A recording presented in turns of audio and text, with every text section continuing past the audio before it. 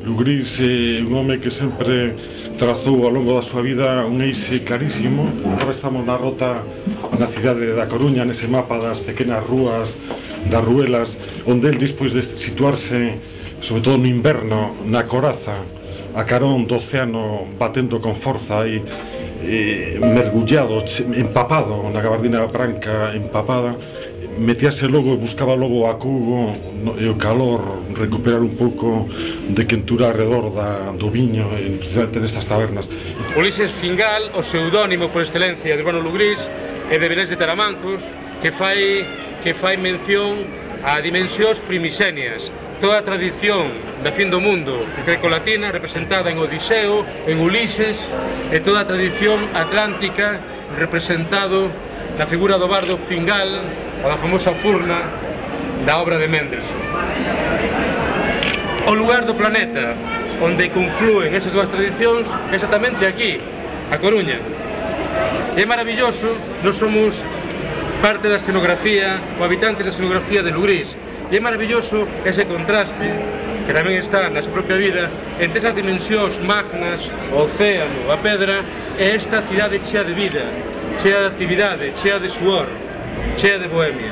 Pero hai outra rota, que é a rota que se seguimos o itinerario vital del, que onde nace nesta cidade hai 100 anos, o 28 de xaneiro do ano 1908, e logo morre no 73 en Vigo, non? Ao longo desta biografía, nos diferentes asentamentos, mesmo se seguimos hoxe os puntos onde están espallados os cadros del, cadros en museos, cadros en coleccións, ou mesmo murais afortunadamente indemnes aínda sobrevivindo, non? Entón aí poderíamos trazar unha rota exterior na natureza galega que nese fascinio pola beiramar, dende Ferrol ata Vigo, ata Bayona, onde que en Bayona non hai, o mesmo poderíamos dicir ata o Porto, onde viviu unha súa irmá pura.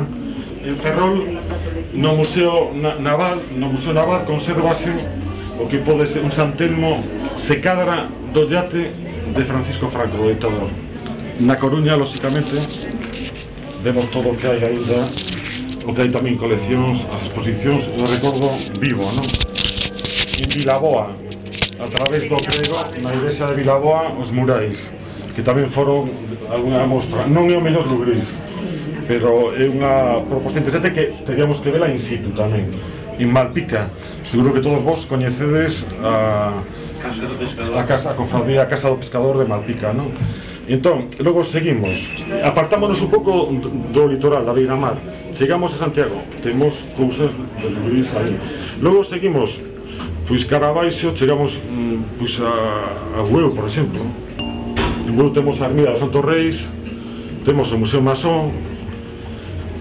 En Vigo temos a peza central do Bello Mariñeiro, na librería dos meus pais, pois ainda está ali tamén un dos murais que fixera el por encargo do meu pai. Reivindico esta lenda que nos acolle alrededor desta rosa dos ventos, hic habitat felicitas. Aquí vive a felicidade. Un espazo ideal para Lugrís, que son os cantós. Ben, decían que Lugrís, entendo que xa é unha anécdota apócrifa, un dos seus divertimentos era que paseaba polos cantós e chegábase a un señor maior e dicíalle: papá, papá! Decía xo, non coñezo nada, disculpe. Daba a volta pola mazá, pola estrela, volvía a encontrarse e decía: papá, acaba de ver un gilipollas que era cuspidiño a ti.